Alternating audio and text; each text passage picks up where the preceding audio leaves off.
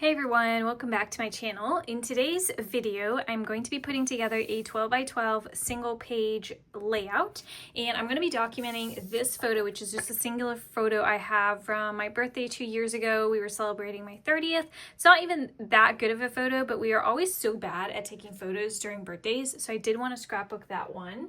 And I'm going to be pulling in an old collection from Stampin Up, and it's the Celebratory Sips collection because I loved kind of the celebratory vibe of that one, and this paper as well as this paper in that collection. And these are both quite busy prints, so I'm going to have to work, I think, like smart in how I present or how I put these down in my layout so it's not too busy. Like putting these right on top of one another, that would be very, very busy. So what I want to do, and I'm not too sure because I also am limited. I only have this sheet and then one strip left from another project, because what I thought of doing is, first I was thinking, well, I could do a border. That's typically what I would do if it have, like, especially a small print like this. I really like having that in like a border, but I don't have enough. So what I was thinking of doing is I could do something with, so I have this half, which is actually a 6-inch strip, and I think I want to put something like a base on here, which is just like a solid, and then introduce this color kind of on the other side, just elements of that. And I might kind of bring this down just because it's a single page layout. And then I wanted to introduce something a little bit more solid. In the paper pack, you do have this, which is a little bit more solid, but not enough for me because it does have a print again. I do like the purple dough.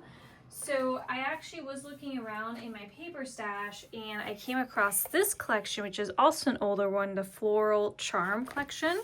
And we do have this one. This is actually a different color. And I'm gonna pull this paper out as well. Nope, not this one. There's like a hot pink in here that I'm not too sure. That might be too much. There's also this, which is also a little bit more solid. Let me actually pull that out. We have just some cardstock. And I thought there was, oh, here we go. Like this pink, but like with a little bit of an effect. So let me just move that to the side. So we kind of have three things that we can work with that have a lot more of like a solid pattern. So if I move this over just visually, and I'm gonna pull in my cocktail paper. So I'm probably just gonna add in a little bit of this on the other side. I always do like having like a pop of a contrasting color, so I do like this dark purple. I don't think I want to do orange for some reason. That's just feeling too busy for me. Or I could do this, which is also quite cute. And then the last option, what I could introduce is just a soft color of that pink. Okay, and the other color I was debating was this bubble bath, but I think I'm gonna have this as just maybe like my photo mats. I did decide I want to do this darker one, and I might still introduce this brighter pink, but I want, because I was thinking what I was gonna do is have this as an element on the right-hand side, and then have this as like a strip coming down with this paper. And I might, or I could do like some scalloped edging and have it totally coming down, something like this. And I like the contrast between the two. The pink works too, but I feel like the dark just gives another pop of, especially because it's like an evening time photo, I do think I want to bring in some of that darker color. So what I'm going to do is I'll just off camera go ahead and cut this down. I think I'm going to cut this down in a 3-inch strip and then have this one. Hang on, let me double check that because I do want enough. Actually, I'll do 3.5 for this, and then this I'm going to do a little bit more than an inch. Okay, I took everything away because I was just kind of cutting everything offline. So I'm just going to put my white card base down, and then our 3-inch strip, and then our little purple strip. And I used the Creative Memories, I think it was a pinking ruler, to cut out a little bit more of an interest on this single strip. And then I'm kind of on the fence. So I want to introduce this, but then, so what I did offline is I cut out in that pink shade I showed in the beginning, this little like recipe tab, and that is from the, hang on, if I can find it, I will show that to you guys. It was right next to me, I didn't see it. From the Made with Sweetness set. So it's like the larger recipe tags from these two. And then I did map my photo on some of the lightest shade of Bubble Bath. So it's very, very light. And I'm gonna have that on here. And I'm just gonna probably cut off the excess, or have like some sort of sentiment here. And then I'm kind of debating with this. So either I make a border on the right and we just have like two different shades, but I think that's maybe a little bit wonky. So I definitely want this more in this format. So what I was thinking is I could also just have it come under here and just have it pop out here and then have like this as our background. But I feel like whatever I change this to, I don't know why, I just think this is too busy. So what I'm gonna do is I'm actually going to have, so this is like our main focal piece.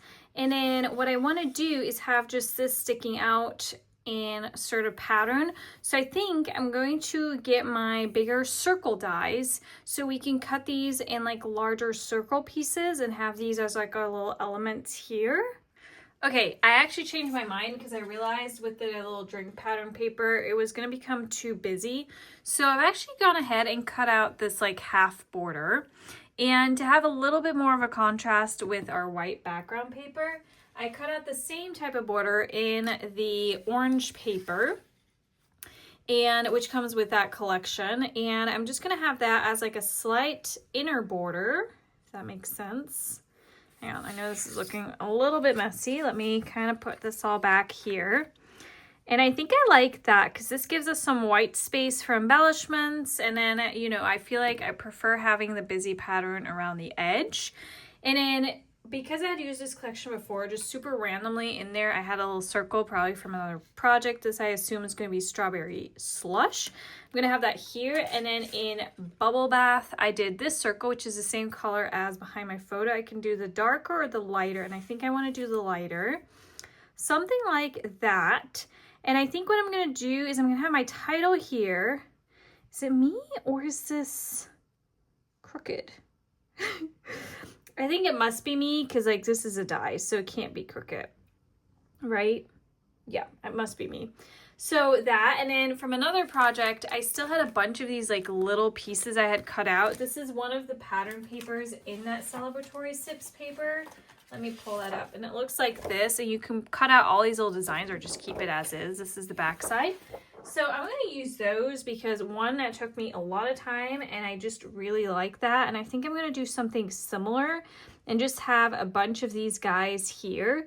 But before I put these down, I think I want to see if I like where I want to put my title. Do I want anything else, or do I just want to kind of fill these up with all these little cute little embellishments, which I do think these should have their moments since this took so long to cut out. And from similar to that other project, what helps with these so it just doesn't land all flat is to alternate. Some I'm going to do on foam tape, some straight on the page, and it creates a lot of dimension in this little section. So hang on, I think before I'm going to continue putting all these down, I am going to see what I want to do in terms of a title. And I think I'm going to keep this white, but I am going to see if I have like any cute bordering for here. So this was my 30th, so I do think I want maybe something a little bit bigger. So let me go ahead and look into my stash for our title. All right, so surprisingly, I had very little numbers in my stash. So I'm going to pull out this very old, this is Moxie alphabet, but it has numbers at the bottom from close to my heart. And I'm just going to use 30. I am going to double check that this was my 30th birthday because it's starting to all blend together. And I think what I'm going to do, so it's a stamp and die set. So I think I'm going to stamp out 30, but I'm going to do that in a Versamark, is that the right word? Ink, because I think I do want this in like a gold or something. So let me go ahead and do that right now. So for this, I am going to use my Stampin' Pad or Stampin' Positioner, because it is a very like dense number. So I want to make sure that I have the Versamark on there perfectly, or evenly, I should say. So I actually don't like this Stampin' Pad. Mine, like the paper seems to always move a little bit. I don't know if other people have that too with theirs. This was a relatively cheap one, so I don't know if that's why it does that.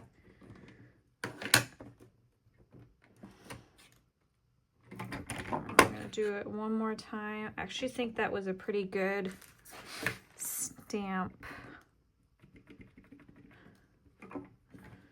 Oh, I should have actually first done my little, let me do that on this piece for the 0. Remove that, put the 0 here, hope that's correct, and this was indeed my 30th. Debating if I should do the 1 just to make sure if this wasn't my 31st, because I just cannot remember. I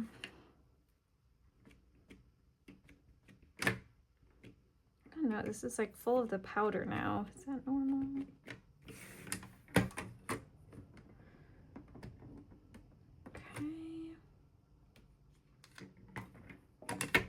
Hopefully the paper did not move.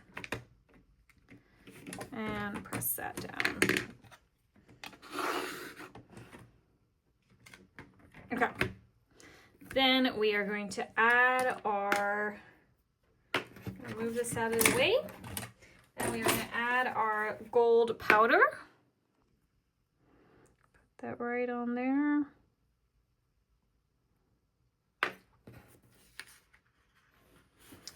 Oh, let's move that. I always take a little scrap paper. Hopefully that's big enough. I think that's good. There's a little bit of the powder that isn't nicely, which is funny. It's actually right on the one I did the I don't know how well you can see that. So I'm going to clean that up. And what I do for that is, if it did move around, is I just take a very small brush. So I have these like teeny tiny ones that I do my ink blending with, and I'm just going to move this out of the way, because otherwise that will adhere down. All right, so I wanted to follow a similar approach as the other little circle I had. So I'm going to use some flamingo ink from Close to My Heart and ink up the edges of this bubble bath circle, because it is very, very light. So versus the background white paper, this helps just make that little piece stand out. And I also like how it then has the same effect as the other little circle. You might not see it too well, but that other circle was strawberry slush paper. And I had added some strawberry slush, so tone on tone inking around that edge as well. And it just makes the edges of these circles pop a little bit better and provide a bit more contrast, especially since I'll be adding some embellishments on top of here. I think it will be better for our just white background paper. So once I was good with the ink blending, I'm just going to go ahead and adhere these down to my page. So I want to have these kind of tucked under that little recipe tag. So I'll have the pink one, and then the darker pink, and then the lighter pink underneath. And I want to make sure that I have this like darker pink on top. So I'll just kind of move these around and play around with these so I have the perfect setting. I kind of just want to fill up a little bit of the white space.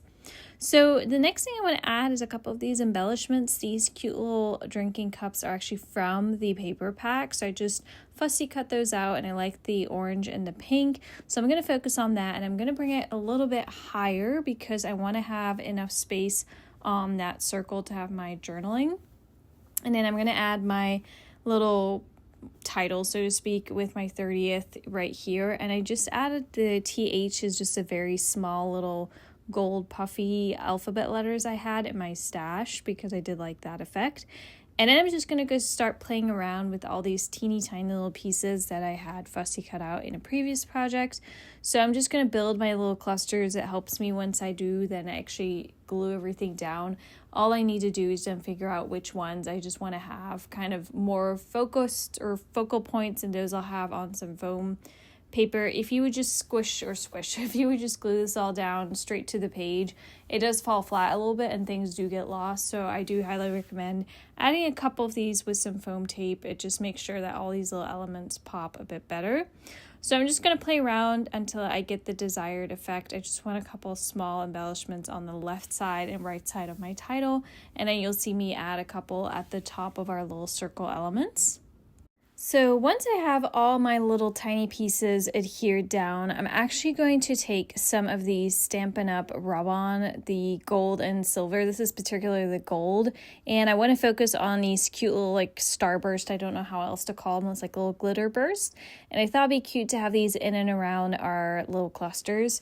This rub-on gold silver set is also on the last chance right now. It is slightly discounted. I actually am debating on picking up another pack because every time I use it, I am blown away, one, with how easy it is to use it, because you'll see me kind of like cut out, because I really wanted a specific layout, so to speak, so I actually cut out these little starbursts just singular, and it was so easy to like add them to a format, so you don't have to stick with how it's positioned on your paper. Hopefully I will show that and you'll kind of understand what I mean with that.